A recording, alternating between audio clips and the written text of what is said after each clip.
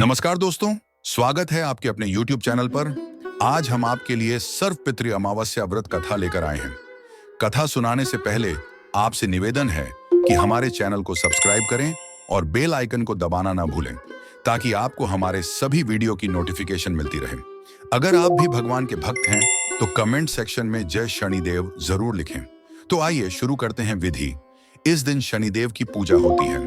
काला तिल, काला वस्त्र, तेल, उड़द शनिदेव को अति प्रिय है, इसलिए इनके द्वारा शनिदेव की पूजा की जाती है। शनि स्तोत्र का पाठ भी विशेष लाभदायक सिद्ध होता है।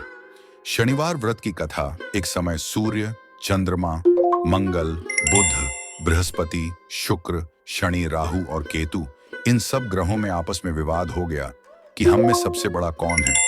सब अपने आप को बड़ा कहते थे। जब आपस में कोई निश्चय न हो सका तो सब आपस में झगड़ते हुए देवराज इंद्र के पास गए और कहने लगे कि आप सब देवताओं के राजा हैं, इसलिए आप हमारा न्याय करके बतलाएं कि हम नवों ग्रहों में कौन सबसे बड़ा ग्रह कौन है। देवराज इंद्र देवताओं का प्रश्न सुनकर घबरा गए और कहने लगे कि मुझ में यह सामर्थ्य नहीं है कि मैं किसी को बड़ा या छोटा बतला सकूं। मैं अपने मुख से कुछ नहीं कह सकता। हाँ, एक उपाय हो सकता है। इस समय पृथ्वी पर राजा विक्रमादित्य दूसरों के दुखी का निवारण करने वाले हैं, इसलिए आप सब मिलकर उन्हीं के पास जाइए। वही आपके विवाद का निवारण करेंगे। सभी ग्रह देवता देवलोक से चलकर भूलोक में जाकर राजा विक्रमादित्य की सभा में उपस्थित हुए और अपना प्रश्न राजा के सामने रखा। राजा विक्रमादित्य ग्रहों की बात सुनकर गहरी चिंता में पड़ गए कि मैं अपने मुख से किसको बड़ा और किसकी छोटा बतलाऊंगा। जिसको छोटा बतलाऊंगा वही क्रोध करेगा।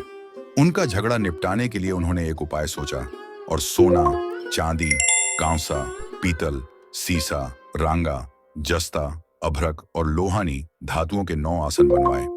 सब आसनों को क्रम से जैसे सोना सबसे पहले और लोहा सबसे पीछे बिठाया गया। इसके पश्चात राजा ने सब ग्रहों से कहा कि आप सब अपना अपना आसन ग्रहण करें। जिसका आसन सबसे आगे वह सबसे बड़ा और जिसका सबसे पीछे वह सबसे छोटा जानी। क्योंकि लोहा सबसे पीछे था और शनिदेव का शासन था, इसलिए शनिदेव ने समझ लिया कि राजा ने मुझको सबसे छोटा बना दिया है।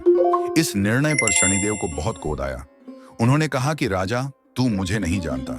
सूर्य एक राशि पर 1 महीना, चंद्रमा 2.25 महीना 2 दिन, मंगल 1.5 महीना, बृहस्पति 13 महीने, बुध और शुक्र 1-1 महीने विचरण करते हैं, परंतु मैं एक राशि पर 2.5 वर्ष से लेकर 7.5 वर्ष तक रहता हूँ। बड़े बड़े देवताओं को भी मैंने भीषण दुख दिया है। राजन सुनो, श्री रामचंद्र जी को 7.5 आई और उन्हें वनवास हो गया। रावण पर आई तो राम ने वानरों की सेना लेकर लंका पर चढ़ाई कर दी और रावण के कुल का नाश कर दिया। हे राजन, अब तुम सावधान रहता। राजा विक्रमादित्य ने कहा, जो भाग्य में होगा देखा जाएगा। इसके बाद अन्य ग्रह तो प्रसन्नता के साथ अपने अपने स्थान पर चले गए, परंतु शनिदेव क्रोध के साथ वहां से सिधारे। कुछ काल व्यतीत होने पर जब राजा विक्रमादित्य को 7.5 की दशा आई तो शनिदेव घोड़ों के सौदागर बनकर अनेक घोड़ों के सहित राजा विक्रमादित्य की राजधानी में आए। जब राजा ने घोड़ों के सौदागर के आने की खबर सुनी तो अपने अश्वपाल को अच्छे अच्छे घोड़े खरीदने की आज्ञा दी। अश्वपाल ऐसी अच्छी नस्ल के घोड़े देखकर और एक अच्छा सा घोड़ा चुनकर सवारी के लिए उस पर चढ़े। राजा के पीठ पर चढ़ते ही घोड़ा डीडीडारा तेजी से भागा। घोड़ा बहुत दूर एक घने जंगल में जाकर राजा को छोड़कर अंतर्ध्यान हो गया। इसके बाद दूर राजा विक्रमादित्य अकेला जंगल में भटकता फिरता रहा। भूख प्यास इसे दुखी राजा ने भटकते भटकते एक ग्वाले को देखा। ग्वाले ने राजा को प्यास से व्याकुल देखकर पानी पिलाया। राजा की अंगुली में एक अंगूठी थी।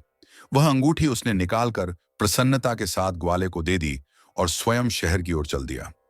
राजा शहर में पहुंचकर एक सेठ की दुकान पर जाकर बैठ गया और अपने आप को उज्जैन का रहने वाला तथा अपना नाम वीका बतलाया।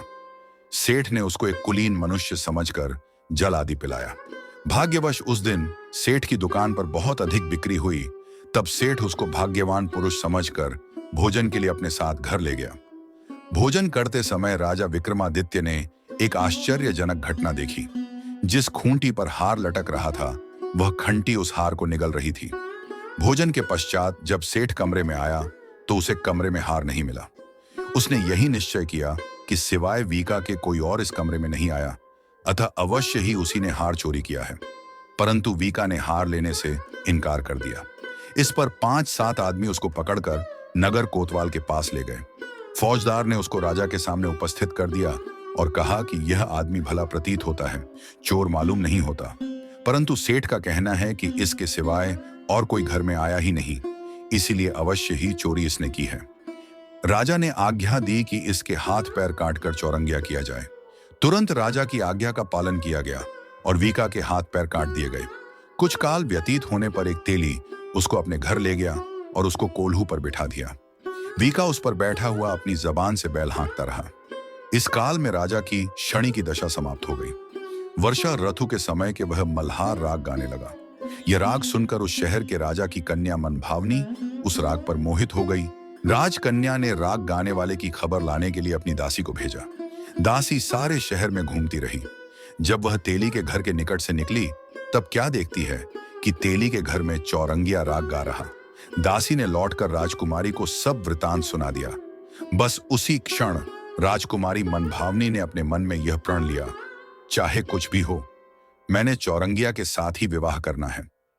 प्रातः काल होते ही जब दासी ने राजकुमारी मनभावनी को जगाना चाहा तो राजकुमारी अनशन व्रत लेकर पड़ी रही। दासी ने रानी के पास जाकर राजकुमारी के न उठने का वृतांत कहा। रानी ने वहां आकर राजकुमारी को जधाया और उसके दुख का कारण पूछा। राजकुमारी ने कहा कि माताजी, मैंने यह प्रण कर लिया है कि तेली के घर में जो चौरंगिया है मैं उसी के साथ विवाह करूंगी। माता ने कहा, पगली, तू यह क्या कह रही है? तुझे किसी देश के राजा के साथ परिणाया जाएगा। कन्या कहने लगी कि माताजी, मैं अपना प्रण कभी नहीं तोड़ूंगी। माता ने चिंतित होकर यह बात महाराज को बताई। महाराज ने भी आकर उसे समझाया कि मैं अभी देश देशांतर में अपने दूत भेजकर सुयोग्य, रूपवान एवं बड़े से बड़े गुणी राजकुमार के साथ तुम्हारा विवाह करूंगा। ऐसी बात तुम्हें कभी नहीं विचारनी चाहिए। परंतु राजकुमारी ने कहा, पिताजी, मैं अपने प्राण त्याग दूंगी, परंतु किसी दूसरे से विवाह नहीं करूंगी। यह सुनकर राजा ने क्रोध से कहा, यदि तेरे भाग्य में ऐसा ही लिखा है तो जैसी तेरी इच्छा हो वैसा ही कर। राजा ने तेली को बुलाकर कहा कि तेरे घर में जो चौरंगिया है उसके साथ साथ मैं अपनी कन्या का विवाह करना चाहता हूं। तेली ने कहा, महाराज, यह कैसे हो सकता है? राजा ने कहा कि भाग्य के लिखे को कोई नहीं टाल सकता। अपने घर जाकर विवाह की तैयारी करो। राजा ने सारी तैयारी कर तोरण और बंधनवार लगवाकर राजकुमारी का विवाह चौरंगिया के साथ कर दिया। रात्रि को जब विक्रमादित्य और राजकुमारी महल में सोए तब आधी रात के समय शनिदेव ने विक्रमादित्य को स्वप्न दिया और कहा कि राजा, मुझको छोटा बतलाकर तुमने कितना दुख उठाया। राजा ने शनि से क्षमा मांगी। शनिदेव ने राजा को क्षमा कर दिया और प्रसन्न होकर विक्रमादित्य को हाथ पैर दिए। तब राजा विक्रमादित्य ने शनिदेव से प्रार्थना की, महाराज, मेरी प्रार्थना स्वीकार करें। जैसा दुख आपने मुझे दिया है ऐसा और किसी को न दें। शनिदेव ने कहा, तुम्हारी प्रार्थना स्वीकार है। जो मनुष्य मेरी कथा सुनेगा या कहेगा उसको मेरी दशा में कभी भी दुख नहीं होगा। जो नित्य मेरा ध्यान करेगा या चींटियों को आटा डालेगा उसके सब मनोरथ पूर्ण होंगे। इतना कहकर शनिदेव अपने धाम को चले गए। जब राजकुमारी मनभावनी की आंख खुली और उसने चौरंगिया को हाथ पांव साथ देखा तो आश्चर्यचकित हो गई। उसको देखकर राजा विक्रमादित्य ने अपना समस्त हाल कहा कि मैं उज्जैन का राजा विक्रमादित्य हूं। यह घटना सुनकर राजकुमारी अत्यंत प्रसन्न हुई। प्रातःकाल राजकुमारी से उसकी सखियों ने पिछली रात का हालचाल पूछा तो उसने अपने पति का समस्त वृतांत कह सुनाया। तब सबने प्रसन्नता प्रकट की और कहा कि ईवर ने आपकी मनोकामना पूर्ण कर दी। जब उस सेठ ने यह घटना सुनी तो वह राजा विक्रमादित्य के पास आया और उनके पैरों पर गिरकर क्षमा मांगने लगा कि आप पर मैंने चोरी का झूठा दोष लगाया। आप जो चाहे मुझे दंड दें। राजा ने कहा, मुझ पर शनिदेव का कोप था, इसी कारण यह सब दुख मुझको प्राप्त हुए। इसमें तुम्हारा कोई दोष नहीं है। तुम अपने घर जाकर अपना कार्य करो, तुम्हारा कोई अपराध नहीं। सेठ बोला, महाराज, मुझे तभी शांति मिलेगी जब आप मेरे घर चलकर प्रीतिपूर्वक भोजन करेंगे। राजा ने कहा, जैसी आपकी इच्छा हो वैसा ही करें।